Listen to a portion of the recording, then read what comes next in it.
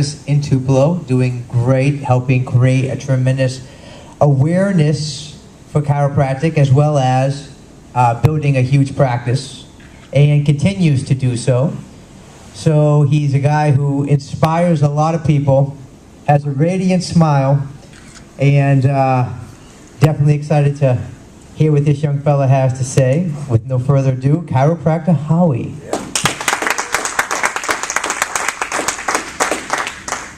Hey. Hello? Turn it on.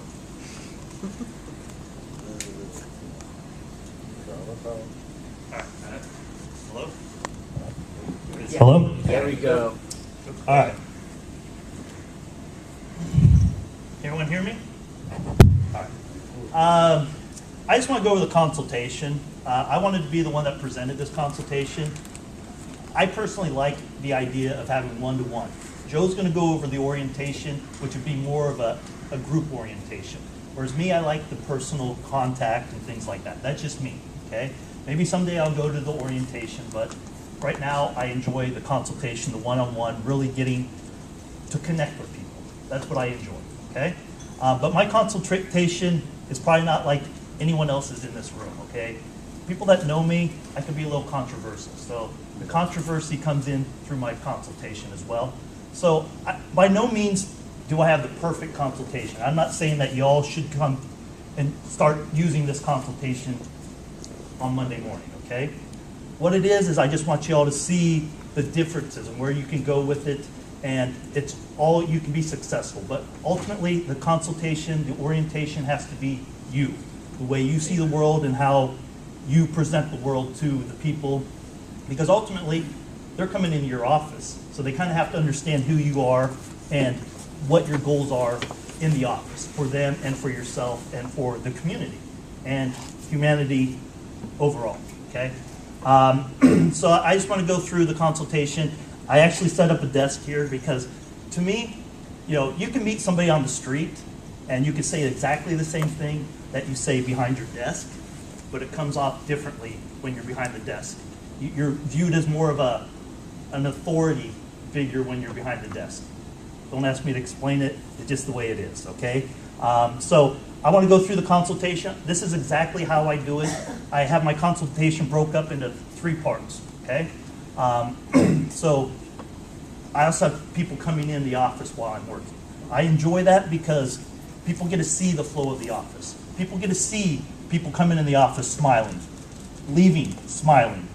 They get to see kids in the office. So they get to see all these dynamics of the office and realize that it's not probably what they thought it was going to be, okay? They see how enjoyable it is, see how people are in and out, usually less than 5 minutes. But I set it up front right off the bat when people walk in and say, okay, I just want to let you all know that this is going to be the longest visit you all have here, okay? After today, you're going to be able to walk in, get your spine checked, in and out less than 5 minutes. But with that being said, there's a good chance that people will be flowing in and out of the office while we're talking. If that happens, I just want to let you know I have an obligation to the established members. I'm going to go ahead and take care of them and come back and take care of you. I just don't want you to think I'm being rude. But after today, you're going to have the same opportunity. In and out, usually less than 5 minutes, okay? So we sit down, have a seat, of course, greet them and everything. Have a seat, and then, of course, what brings you in the office. And we all know what usually brings people in the office. Unfortunately, most people have a misunderstanding of what chiropractic is. So that's where we start. Okay, great. I'm glad you're here.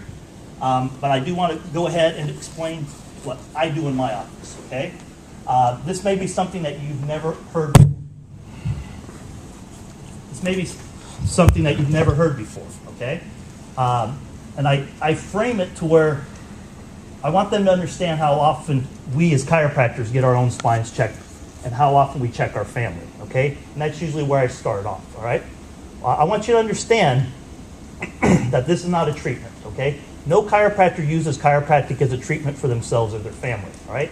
Every single chiropractor I know gets their own spine checked at least 1 to 3 times a week, check their own family 3 to 5 times a week, and been checking their children since day 1.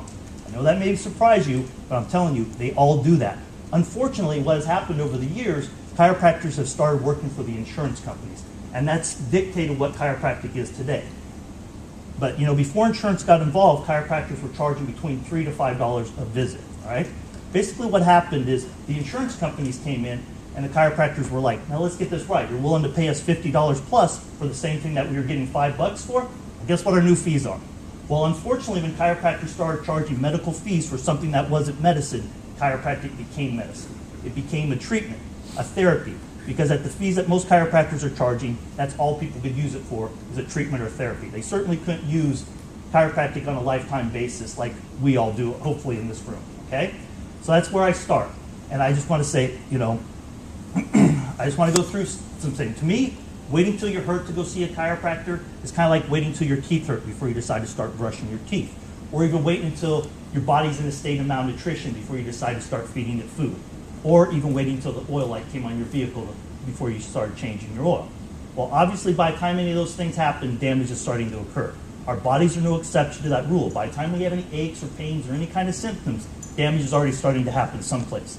Think about this. If there's enough pressure in your spine that is causing the discomfort that it's causing you right now, what's it doing to the many things in your body? Because it's not only affecting those things that you can feel, but it's also affecting those things you can't feel as well, if that makes any sense. Basically what I'm doing in here is I'm not working with what's wrong with people, but I'm actually working with what's right in people.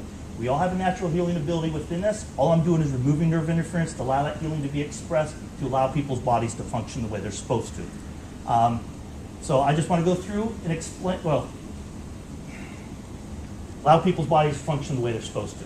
You know, I honestly do not believe that we were designed to be as unhealthy and as sick as most of the human race is. I believe that we were designed to be with a better idea in mind than that. And I've seen the difference in the people that do this on a consistent basis. You know, myself, my family, my friends, and obviously the people that walk through my door.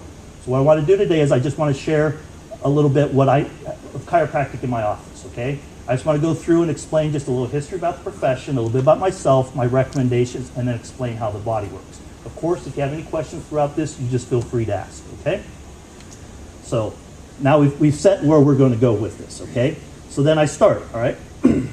So, you know, chiropractic really had nothing to do with neck and back pain until the insurance companies got involved and started paying for neck and back pain, all right? This profession actually started out as a cure for deafness, believe it or not. Basically, the first chiropractor taught his janitor into letting him push on some bones in his back. Now, after doing that a few different times, the man's hearing was restored after 17 years of being deaf. Well, of course, that event made the papers, and of course, all the deaf people that read that, guess what? They wanted their deafness cured. So all these deaf people came to this man to try to get their deafness cured as well. But at that time, there was not another recorded case where another deaf person's hearing is restored. But they did notice that people with stomach problems, heart problems, and other ailments were starting to get better. So they were like, hey, not only did we find a cure for deafness, we found a cure for all disease. Now that started in the early 1900s, and chiropractic continued to be a cure for all disease until the insurance company stepped in and started paying for neck and back pain. Well, I'm going to tell you what. I didn't go to school 8 years of my life and dedicate my life to being a chiropractor to only graduate and have some third party that doesn't understand nor care what I do tell me what I can and can't do in my office to get paid. To me, it makes no sense, okay? As far as I'm concerned, when chiropractors started accepting insurance, they sold out their integrity, their principles, and the foundation of this profession just based on money. Now, if the insurance companies decide to start paying for something different tomorrow, this profession would change overnight. Because most of the chiropractors out there are not following truth, they're following dollar signs.